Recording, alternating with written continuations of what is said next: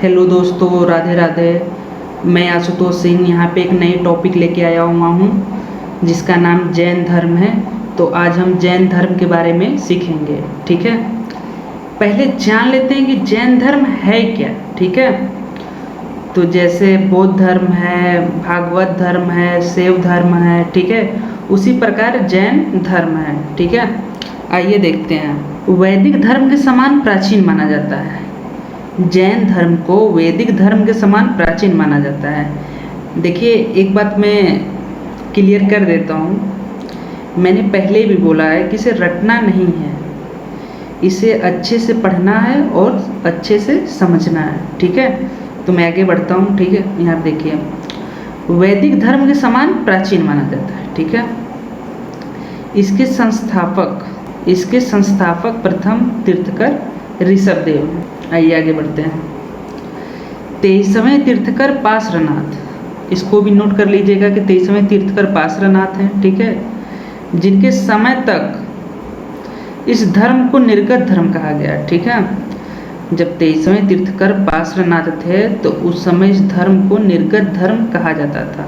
ठीक है, तथा शिक्षाओं को चतुर्याम कहा जाता था। ऐसा बहुत ही मेन पॉइंट है, इसे आप लोग नोट कर लें। ठीक है, आगे बढ़ते हैं। 24वें तीर्थकर महावीर स्वामी के काल से जैन धर्म का नाम पड़ा। ठीक है, मतलब 23वें तीर्थकर जब पार्श्वनाथ थे तो उस समय इस धर्म का नाम निर्गत धर्म था। ठीक है, और जब 24वें तीर्थकर महावीर स्वामी आए तो उस काल से जैन धर्म का नाम पड़ गया। ठीक है, आगे देखते हैं। महावीर स्वामी का जन्म 540 ईसा पूर्व हुआ है। हाँ, एक बात और भी नोटिस कर लीजिए आप लोग। ठीक है, महावीर स्वामी जैन धर्म के 24वें एवं अंतिम तीर्थकर थे। ठीक है, इनका जन्म 540 ईसा पूर्व हुआ था। ठीक है, कुंडग्राम वैशाली में। कहाँ पे हुआ था? कुंडग्राम वैशाली में। इनके पिता का नाम सिद्धार्थ था, जो वज्जी संघ के घटक ज्ञातुक वंश के क्षत्रियों के प्रमुख थे। ठीक है, इनकी माता का नाम त्रिशला था, जो लिच्छवी वंश के प्रमुख चेटक की बहन थी। ठीक है, आइए आगे देखते हैं। इनके बचपन का नाम वर्धमान था। ठीक है, इनका विवाह यशोदा नाम की राजकुमारी से हुआ था, मतलब इनकी पत्नी का नाम यशोदा था। ठीक है, और इनकी एक ही पुत्री थी जिसका नाम प्रिय दर्शना था। ठीक है,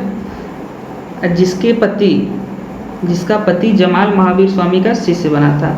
महावीर स्वामी का प्रथम शिष्य इनका प्रिय दर्शना, मतलब इनका दामादी था। ठीक है, इन्होंने गृह त्याग 29 वर्ष की आयु में की। आइए आगे देखते हैं। यहाँ तक क्लियर कर लिया गया कि गृह त्याग इन्होंने 29 वर्ष की आयु में की थी। ठीक है, शरीर को अनेक कष्ट देकर निर्वस्त्र रहकर इन्होंने तपस्या की थी। ठीक है, केवल्य प्राप्ति के कारण इन्हें केवलीन कहा गया। ठीक है, इंद्रियों तथा शरीर के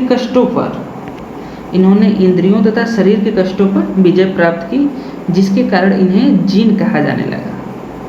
इसी के नाम पर ही जैन धर्म पड़ा है। ठीक है, श्रेष्ठ कारण से अहर्त, मतलब श्रेष्ठ थे, इस कारण से इन्हें अहर्त योग्य कहा गया। कठोर तपस्या तथा साधना में अटल रहने के पराक्रम के कारण महावीर नाम पड़ा। ये भी बहुत ही मेन पॉइंट है, अब जान लीजिए कि इनका महावीर नाम कैसे पड़ा। ठीक है, इसे आप लोग नोट करते जाइएगा। ठीक है, बहुत ही इम्पोर्टेंट नोट्स है। और लॉकडाउन की वजह से अभी तो एग्ज़ाम नहीं हो रहा था। हमको लग रहा है जनवरी फरवरी मतलब दिसंबर से एग्ज़ाम लगभग होने लगेगा। ठीक है, जो आपको बहुत काम आएगा ये सब टॉपिक। ठीक है, अभी मैंने बताया कि महावीर स्वामी को जीन कहने के कारण इनके संप्रदाय का नाम जैन पड़ा था। ठीक है, इसे भी नोट कर लें आप। वर्ष में 4 माह तक एक स्थान पर रहने से समय भ्रमण करते थे। ठीक है, महावीर स्वामी वर्ष में 4 माह तक एक स्थान पर रहते थे और शेष समय भ्रमण करते थे। आगे देखते हैं। जैन धर्म के प्रचार में चेटक व अजातशत्रु राजा ने सहयोग दिया था। जो अजातशत्रु राजा था वह जैन धर्म के प्रचार में सहयोग दिया था। ठीक है, अब आगे देखते हैं। इनकी मृत्यु 468 ईसा पूर्व में राजगृह के निकट पावापुरी नामक स्थान पर हुई थी। उस समय ये 72 साल के थे। ठीक है, देखिए इसमें एक मेन पॉइंट और मैं बताता हूँ आपको। इन्हें किस नदी के तट पर ज्ञान प्राप्त हुआ था? तो रिजु पालिका। ठीक है, इसे आप लोग नोट कर लें, रिजु पालिका। और किस वृक्ष के नीचे? साल वृक्ष के नीचे। ठीक है, साल वृक्ष के नीचे तपस्या करते हुए इन्हें संपूर्ण ज्ञान का बोध हुआ था। ठीक है, इसे आप लोग नोट करते चलिएगा। ठीक है, देखिए नोट करने से ना कोई चीज़ आपका रेडी रहता है, सिर्फ रिवीजन की ज़रूरत होती है। ठीक है, हाँ एक पॉइंट और बहुत मेन है, इसे भी आप लोग नोट कर लें। महावीर ने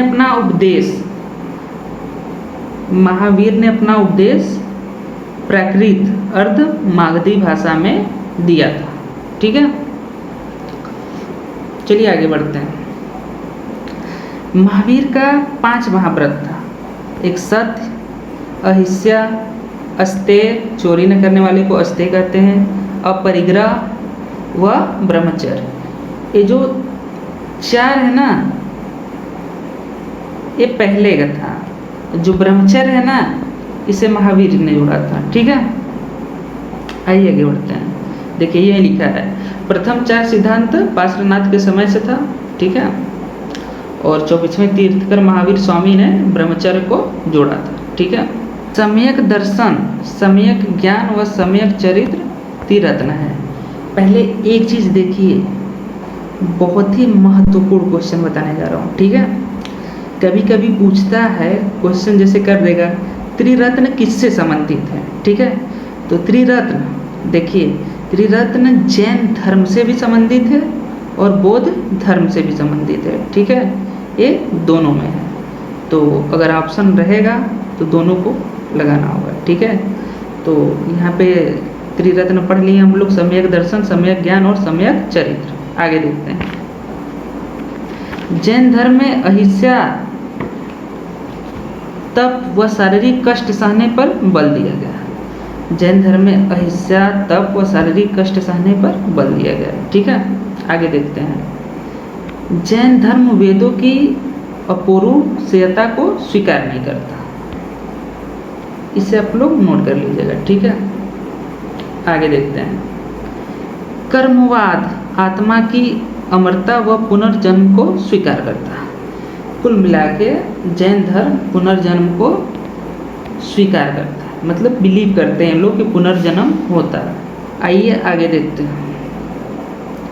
स्यादवाद या अनेकावाद, स्यादवाद या अनेकावाद या अनेकांतवाद भी बोल सकते हो। ठीक है, का सिद्धांत जैन धर्म का विशिष्ट सिद्धांत है। ठीक है, जिसके अनुसार, देखिए जो बोल रहा हूँ उसको ध्यान से सुनिएगा और समझते हुए चलिएगा आगे। ठीक है, क्योंकि यहाँ पे बोलने का कोई मतलब नहीं है, बहुत यूट्यूब चैनल है। ठीक है, यहाँ पे आप पढ़िए, समझिए। ठीक है, कुछ ज्ञान लेके जाइए यहाँ से।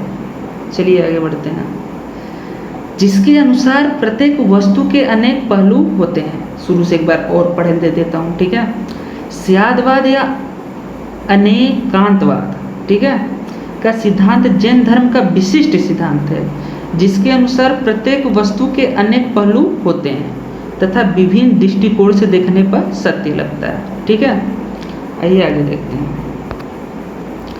जैन धर्म चंद्रगुप्त मौर्य मौर्य वंश के संस्थापक हैं, तो आप लोग को पता ही होगा। जैन धर्म चंद्रगुप्त मौर्य के शासनकाल में श्वेतांबर एवं दिगंबर 2 संप्रदायों में बट गए। अब देखिए श्वेतांबर क्या होते हैं, जो श्वेत वस्त्र धारण करते थे। ठीक है, दिगंबर जो नग्न रहते थे। ठीक है, चलिए आगे देखते हैं। चंद्रगुप्त मौर्य के समय अकाल पड़ा था। चंद्रगुप्त मौर्य के काल में पड़े अकाल के कारण जैन भिक्षु भद्रबाहु के नेतृत्व में दक्षिण भारत में श्रवण बेलगोला गए जैनों का वर्ग दिगंबर नग्न रहने वाला कहलाया था, जहाँ पे चंद्रगुप्त मौर्य ने अपना अंतिम सांस लिया। ठीक है, श्रवण बेलगोला साउथ में पड़ता है। ठीक है, आगे देखते श्वेतांबर व दिगंबर में अंतर का मुख्य कारण दिगंबरों का अनुशासित व कठोर जीवन। देखिए, अगर श्वेतांबर व दिगंबर में अंतर पूछा जाए तो पहला तो श्वेत वस्त्र धारण वाला मैंने डिफाइन किया है। ठीक है, अगर एक और मेन पॉइंट आपको यहाँ पे मिल जाएगा। ठीक है, श्वेतांबर व दिगंबर में अंतर का मुख्य कारण दिगंबर का अनुशासित व कठोर जीवन है। ठीक है, आगे देख दक्षिण भारत में जैन धर्म के प्रचार का श्रेय भद्रबाहु को। ठीक है, दक्षिण भारत में जैन धर्म के प्रचार का श्रेय भद्रबाहु को दिया जाता है। ठीक है, निषिद्धि जैनों की परंपराओं मृत्वी क्रियाओं को कहते हैं। ठीक है, अब देखिए जैन साहित्य प्राकृतिक भाषा में है, इसे भी नोट कर लीजिएगा। जो जैन साहित्य है वो प्राकृतिक भाषा में है। और माउंट आबू में बहुत ही मेन पॉइंट है, माउंट आबू में दिलवाड़ा के जैन स्थापत्य कला का उदाहरण है। जैसे आपसे पूछ दिया कि जैन स्थापत्य कला का उदाहरण क्या है, इसमें एक ऑप्शन आपको दे दिया माउंट आबू में दिलवाड़ा। ठीक है, तो ये राइट आंसर आएगा। ठीक है, तो यहीं पे हम जैन धर्म को समाप्त करते हैं। ठीक है, अगला टॉपिक रहेगा हम लोग का बौद्ध धर्म।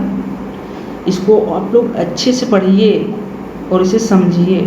ठीक है, देखिए कई YouTube चैनल देखने से कोई मतलब नहीं है। ठीक है, आप एक ही फॉलो करिए लेकिन दिल से करिए, उसे फिलअप करिए, उसे पढ़िए, समझिए, रिवीजन करिए। ठीक है, ठीक है, राधे राधे।